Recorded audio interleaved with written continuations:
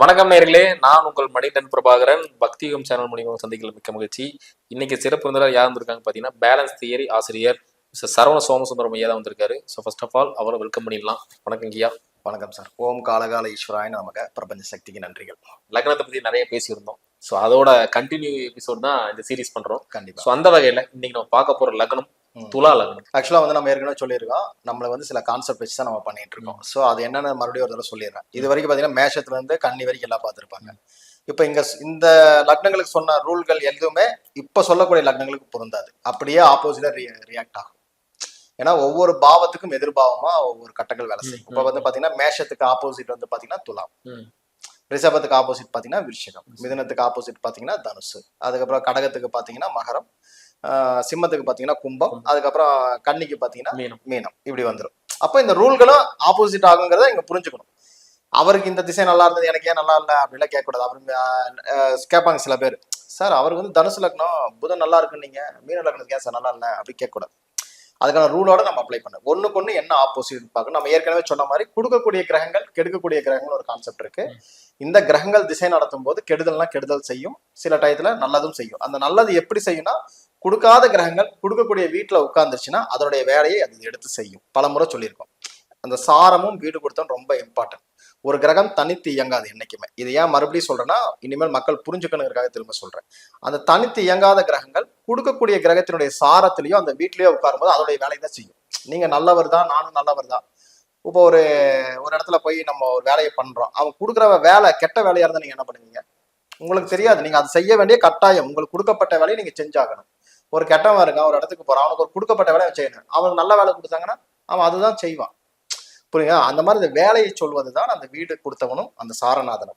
அப்ப இந்த மாத்தி உட்காரும் போது, சார் நீங்க வீடியோல சொன்னீங்க இந்த கிரகம் வேலை செய்யாதுன்னு சொல்லிட்டு, ஆனா இது நல்லா எனக்கு இருந்ததே அப்படின்னு கேட்டுட்டு வரக்கூடாது. ஏன்னா ஜோதிடம் என்பது மிகப்பெரிய ஒரு கடல், அது படிக்கணும். ஸோ இந்த வீடியோ அப்படிங்கிறது என்னன்னு வந்து கேட்டீங்கன்னா, ஒரு குறிப்பிட்ட காலகட்டத்தில் நல்லதா கெட்டதா. ஸோ அந்த இப்போ கொடுக்கக்கூடிய கிரகத்தையும் கெடுக்கக்கூடிய கிரகத்தையும் நம்ம டிஃபைன் பண்ணிடுவோம். இந்த லக்னத்துக்கு இது கொடுக்கும், இது கெடுக்கும். இந்த கிரக திசாபதியில் கெடுவீங்கிறது கன்ஃபார்ம், நல்லா இருப்பீங்கிறது ஒரு கன்ஃபார்ம். மாறி உட்காரும் போது இந்த கிரகங்கள் தன்னுடைய வேலையை மாத்திக்கும். இதை மைண்ட் பண்ணிட்டீங்கன்னா பாக்குறது ரொம்ப எளிமையா இருக்கும். நீங்களே ஜாதகத்தை பார்த்து கரெக்டா இருக்குன்னு சொல்லி நம்மளே கணிச்சுக்கலாம். ஆமா, அது மாதிரி சில விஷயங்கள் இந்த ஜாதகத்துல சொல்ல போறோம். அதே போல சில ரூல்கள், ஒரு ஸ்தான பலம் ஒன்று இருக்கும். அந்த ஸ்தான பலம்னா அது அந்த பலத்தை மட்டும்தான் பேசணும். நம்ம வந்து லாபாதிபதி எடுக்கக்கூடாது. அது பாதகம்னா பாதகம் தான். பாகியாதிபதினு எடுப்பீங்க. சிறலக்னத்துக்கு அது வந்து பாதகத்தை சொல்லக்கூடிய லக்னம். ஆனா நம்ம என்ன இருப்போம், பாக்கியம் அப்படின்னு எடுப்போம். அந்த மாதிரிலாம் எடுக்கக்கூடாது. ஸோ அந்த மாதிரி ரூல்கள் எல்லாம் அப்ளை பண்ணி ஜோதிடத்தை பார்க்கணும். அதை விட்டு போட்டு ஒரே ரூல்ல கொண்டு வந்துட்டு, சார் எனக்கு வரல சார் இவர் சொல்றது தப்புன்னா நான் ஒன்றும் பண்ண முடியாது. அதுக்கு நீங்க ஜோதிடம் படிக்கணும், இல்லைன்னா ஜாதகத்தை கொடுத்து கேட்டுக்கணும். கண்டிப்பா. மெயினா அது சொல்லணும்னா இப்போ நிறைய பேர் சொல்றது அந்த ராசியவே சொல்றாங்க. ஆமா, இப்பவும் மறுபடியும் சொல்றது என்ன, லக்னம் தான் நேயர்களே நல்லா தெரிஞ்சுக்கோங்க. அதையும் நம்ம கன்ஃபார்ம் பண்ணிடுவோம். ஏன்னா லக்னத்துக்குத்தான் பலன்கள். ராசி என்பது கோச்சாரத்தை கொண்டு சொல்ற. இந்த வருஷம் எனக்கு எப்படி இருக்குதுன்னா அது வந்து ராசி. சார் எனக்கு வந்து என் வாழ்க்கையில நான் நல்லா இருக்கணும் அப்படின்னு கேட்டா அது லக்னம். அனுபவிக்கக்கூடிய காலகட்டங்கள் எல்லாமே லக்னத்தை பேஸ் பண்ணது. சார் ரொம்ப கஷ்டம், இந்த வருஷம் ஏதோ கொஞ்சம் மூச்சு விட முடியுமான்னு கேட்டீங்கன்னா ராசி. இந்த வருஷம் சார் இந்த ஒரு 10 நாள் ஏதோ நல்லது நடக்குமா அப்படின்னா அது ராசி. லக்னத்துக்கு பலன் மைனஸ்னா மைனஸ் தான். ஆனா அந்த கெட்டதுன்னா முழு நேரம் நீங்க கெட்டதை அனுபவிக்கிறீங்க, நல்லதும் அனுபவிக்கிறீங்களா, அப்ப அந்த குறிப்பிட்ட காலம் என்பது என்ன சொல்றது ராசி. அதுக்குதான் இந்த ராசி பயிற்சி, குரு பயிற்சி, சனி பயிற்சி, ராகுகேது பயிற்சி எல்லாம் எதுக்கு பார்க்கனா, இந்த வருடமா இந்த வருட கிரகங்கள் கொஞ்சம் நன்மையை செய்யுமா. அப்ப திசாபுத்தி பலன்கள் நெகட்டிவா இருந்தாலும் இந்த வருட கிரகங்கள் வந்து அந்த ராசிக்கு நன்மையை செய்யும் பொழுது அந்த பலன்கள் வந்து கொஞ்சம் மட்டுப்படும். அதாவது கெட்ட பலன்கள் கொஞ்சம் கம்மியா இருக்கும். கோச்சார ரீதியா கொஞ்சம் ஒரு நன்மைகள் கிடைக்கும். அதாவது சார் ரொம்ப கடனா இருந்தேன், ஒரு உதவி கிடைக்கும். சார் வேலை கிடைக்காம இருந்தது, தற்காலிகமான ஒரு வருஷமான ஒரு வேலை கிடைக்கும். இதுதான் ராசி பலன் சொல்லும். ஆனா லக்ன பலன் என்பது இந்த திசைக்கு சொல்லும். திசையில நீ தொழில் பண்ணி கஷ்டப்படணும்னு விதி இருந்தால் அந்த லக்னம் தான் பேசும். விதிதான். அந்த பர்டிகுலர் அந்த ஒரு வருஷம் நல்லா இருந்துச்சு சார் அப்படின்னு சொன்னீங்கன்னா அன்னைக்கு மூச்சு விடுறது கடவுள் விட்டு. ஏன்னா நீ மறுபடியும் அடி வாங்கணும்ல, அதுக்கு வந்து கொஞ்சம் மூச்சு விட வைப்பாரு. கொஞ்சம் சோறு போட்டு இன்னைக்கு கொஞ்சம் மேல வா, அதுக்கு நல்ல ஒரு எட்டி வாதிக்கிற கீழே போய் வந்துரு அப்படிம்பாரு. இது எல்லாத்துக்குமே இருக்கக்கூடிய விஷயம். அதனால அதை வந்து நம்ம உள்வாங்கிக்கணும். இது ஏன் சொல்லணும்னா யதார்த்தமா சொல்லும் போது உள்வாங்க முடியும் உங்களால. அதனாலதான் நம்ம அந்த வார்த்தைகளோட சொல்றது சிலது, அதை நோட் பண்ணிக்கணும். சரி, இன்னைக்கு வந்து பாத்தீங்கன்னா துலா லக்னம். துலா லக்னத்தை பொறுத்த வரைக்கும் நான் ஏற்கனவே சொன்னதுதான். மேச லக்னத்துக்கு எதெல்லாம் சொன்னீங்களோ அது அப்படியே ஆப்போசிட்டா வந்து துலா லக்னத்துக்கு. முதல்ல நம்ம ஏற்கனவே சொல்றோம், உயிர் வீடு பொருள் வீடு. இந்த 2 விஷயங்களையும் நீங்க நோட் பண்ணாம ஜாதகத்தை சொன்னீங்கன்னா தப்ப போயிடும். ஸோ உயிர் வீடு பொருள் வீடு நம்ம ஏற்கனவே சொல்லிட்டோம். அதுல பழைய வீடியோக்கள் இருக்கு, பார்த்துக்கலாம். இப்ப பாருங்க, இந்த துலா லக்னத்தை பொறுத்த வரைக்கும் விரையாதிபதி யாருன்னு தான் நம்ம ஃபர்ஸ்ட் ஸ்டார்ட் பண்ணும். விரையாதிபதி இந்த லக்னத்தை பொறுத்த வரைக்கும் கன்னி வீடு, அது பொருளாதார வீடு. அப்போ பொருளாதாரம் அப்படிங்கிறது விரயம் அப்படின்னு கன்ஃபார்ம். புதன் திசை நடந்தால் துலா லக்னத்துக்காரன் கண்டிப்பா அடி வாங்குவான். எப்படி மேஷ லக்னத்துக்காரனுக்கு குரு திசை நடந்தா அடி வாங்குவான்னு சொல்றோமோ அதுக்கு நேர் ஆப்போசிட்டான புதன் வந்து இந்த துலா லக்னத்தை கெடுக்கும். அப்போ புதன் திசை வரணும் அல்லது புதன் வீட்டுல நின்று ஒரு கிரகம் திசை நடத்தினால் லாஸ் உண்டு அப்படிங்கறத கன்ஃபார்ம் பண்ணிக்கும். இது கண்டிப்பா நடக்கும். அப்ப இந்த புதனை பொறுத்த வரைக்கும் துலா லக்னத்தை பொறுத்த வரைக்கும் லாஸ். நம்ம ஏற்கனவே சொல்லிட்டோம், ஒரு வீடு நெகட்டிவ் பண்ணா அது நேர் எதிர் வீடு பாசிட்டிவ் பண்ணும். அப்ப குரு திசை எப்படி இருக்கும்? புதன் நேர் ஆப்போசிட் வீடு குரு வீடு, மிதனத்துக்கு நேர் ஆப்போசிட் வீடு குரு வீடான மீனம். அப்ப அவர் எப்படி இருப்பாரு? பாசிட்டிவ். பாசிட்டிவ், அவ்வளவுதான். நீங்க ஜாதகம் சொல்ல ஆரம்பிச்சிருவீங்க. சரியா? புதன் கெடுத்தால் குரு நன்மை செய்வார் சார். 6ஆம் அதிபதி சார். இந்த துலா லக்னத்தை பொறுத்த வரைக்கும் அவர் வந்து ஏன்னா அசுர குரு தேவ குரு, அவர் வந்து பகைஸ்தான அதிபதி. இப்படி எல்லாம் எடுத்தீங்கன்னா பலன் சொல்ல முடியாது. அவர் நன்மை செய்வார்.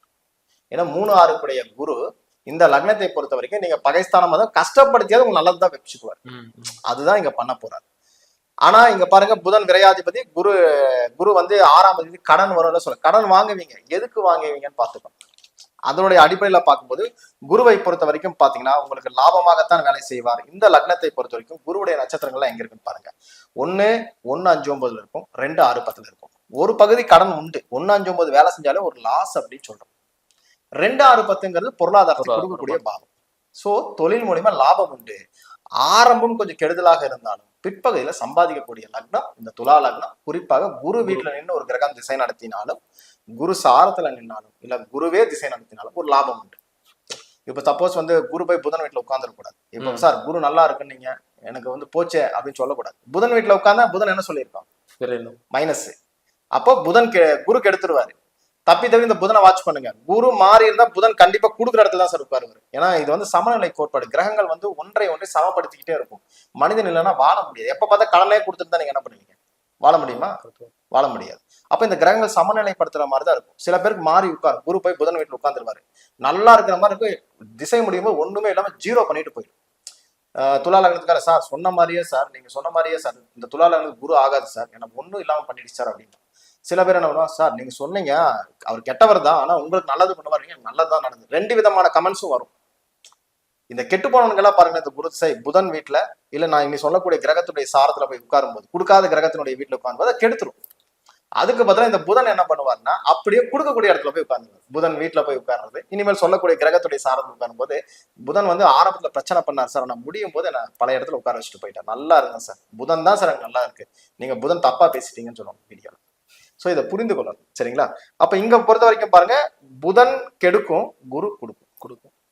சரிங்களா? இப்ப இப்ப புதன் கெடுக்குன்னா அடுத்த ரூல் உங்களுக்கே தெரியும், ஏற்கனவே சொல்லியிருக்கேன். புதனும் சனியும் ஒரே மாதிரிதான். அப்ப புதன் கெடுத்தா சனியும் கெடுப்பார். ஏன்னா புதனும் சனியும் ஒட்டி பிறந்த ரெட்டை குழந்தை மாதிரி, ரெண்டுமே ஒரே மாதிரியாதான் வேலை செய்யும். அது ஏன் எப்படி ஏன்னா அது லாஜிக், அது ஜோதிடம், அதை விட்டுருவோம்.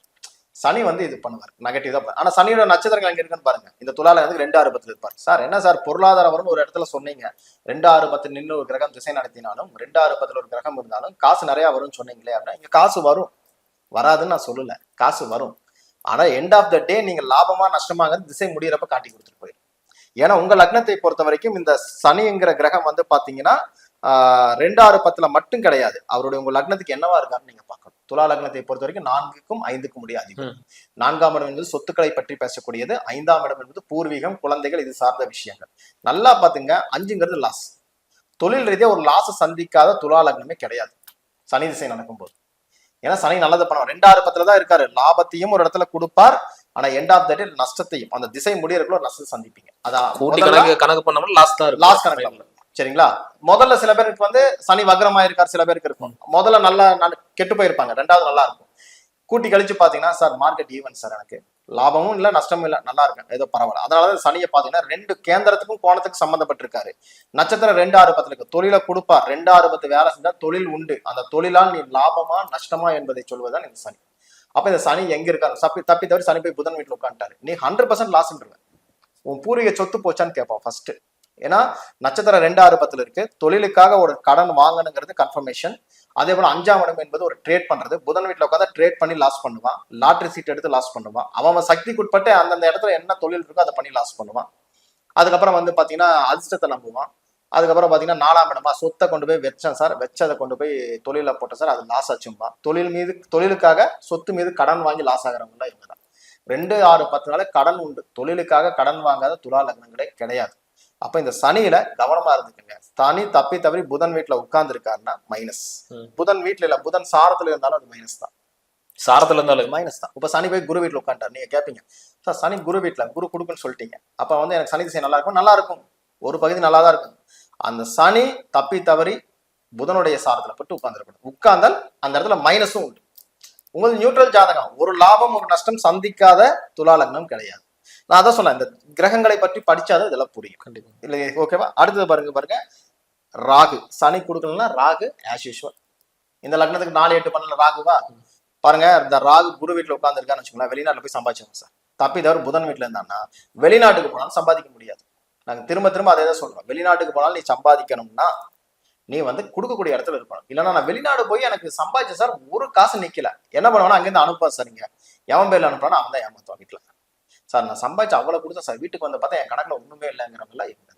சில பேர் அங்க போய் லாக் ஆயிடுவாங்க. சம்பளம் கொடுக்கல முதலாளி, எனக்கு வந்து இங்க வந்ததுல இருந்து பிரச்சனை, எனக்கே பத்தல, உடம்பு சரியில்லை, இதெல்லாம் சொல்றவங்க தான். ஸோ கவனமாக இருக்கணும். அடுத்தது பாருங்க சுக்கிரன். இந்த லக்னத்தை பொறுத்த வரைக்கும் சுக்கிரன் பாருங்க, துலாத்துக்கு வந்து சுக்கிரன் ஆக்சுவல் லக்னாதிபதி, அவர் 8ஆம் அதிபதி அவரது.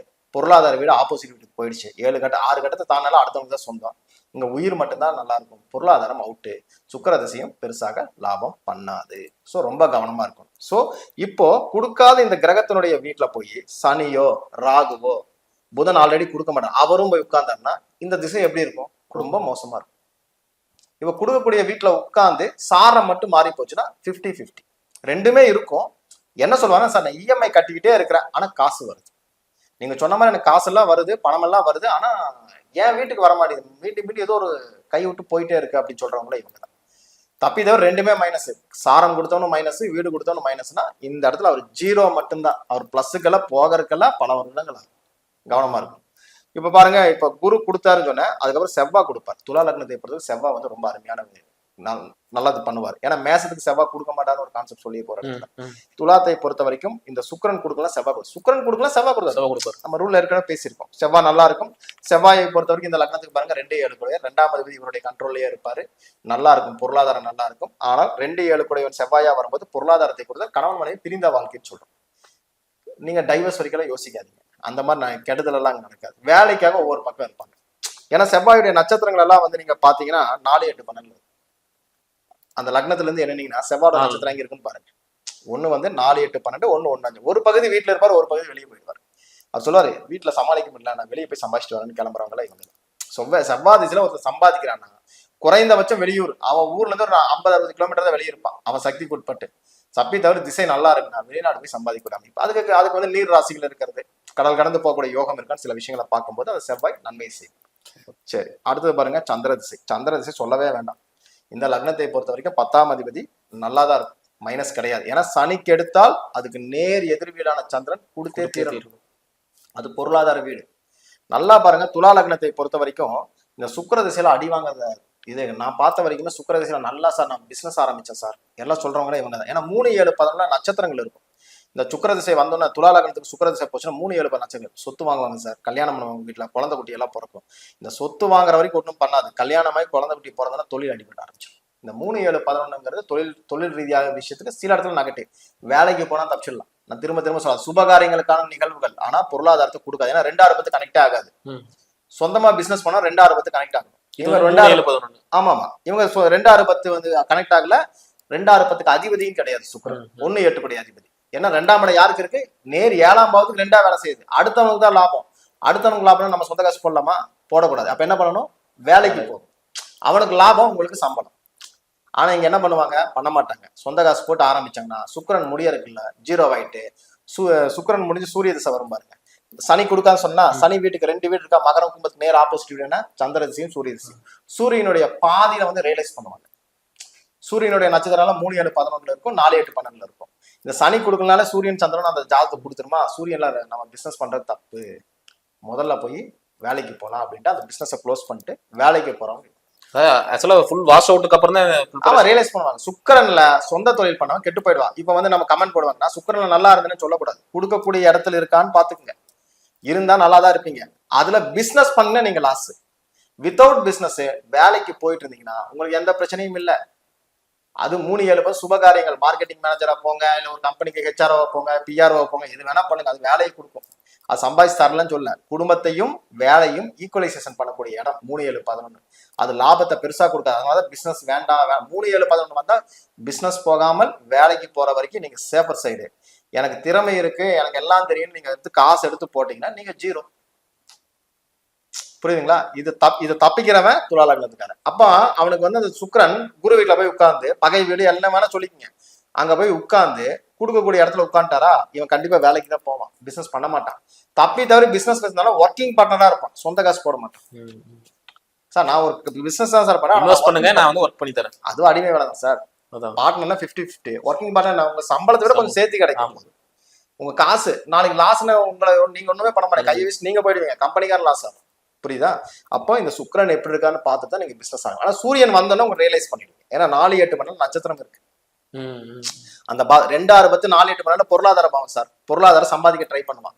அப்ப அவன் ரியலைஸ் பண்ணுவான், நம்ம பண்றது தப்பு, இது வேண்டாம், நம்ம வேற ஏதோ பண்ணுவோம் அப்படின்னு சொல்லிட்டு மீண்டும் வேலைக்கு போவான், தெளிவாயிடுவான். இவன் சார் பிசினஸே பண்ணாம பிசினஸ் பண்ணலாம், நல்லா தான் இருக்கும். ஏன்னா சனி கேட்டா சூரியன் நல்லா தான் இருக்கும். நீங்க பிசினஸ் விட்டுட்டு வரக்கூடாது. நாங்க சுக்கிர திசையில பிசினஸை விட்டுட்டு வரவே முடியாத சூழ்நிலைங்கிறாங்கள, சூரிய திசை வரைக்கும் பொறுமையா இருக்கு. சூரிய திசை வரைக்கும் பொறுமையா இருந்தீங்கன்னா சூரியன் சந்திரன், சூரியன் வந்து 50-50 தான், ரொம்ப லாபத்தை கொடுக்காது, ஆனா உங்களை கீழே போக விடாது. சந்திரன் வந்தோன்னா உங்க பிசினஸ் டாப்ல போயிடும். நீங்க பிசினஸ் பண்ணாலும் அங்க லாபம் தான். நான் வந்து பிசினஸ் எல்லாம் பண்ண மாட்டேன், நான் வேலைக்கே போறதுனால லாபம் தான், நல்லா இருக்கும். ஏன்னா சந்திரனுடைய நட்சத்திரம் எங்க இருக்குன்னு பாருங்க. இந்த துலா லக்னத்துக்கு சந்திரனுடைய நட்சத்திரம் 4-8-12.